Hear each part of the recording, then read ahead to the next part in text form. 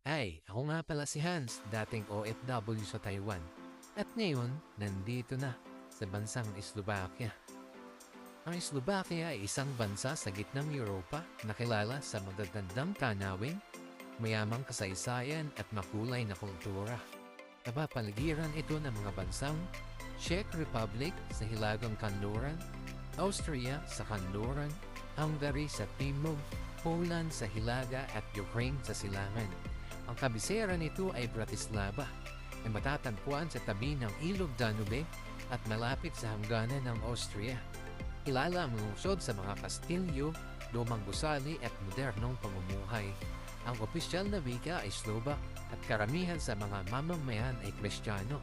Kilala rin ang Slovakia sa tradisyonal na musika, sayaw at masasarap na pagkain.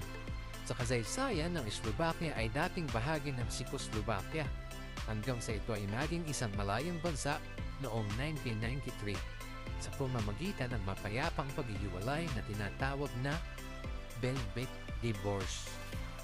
Ciao!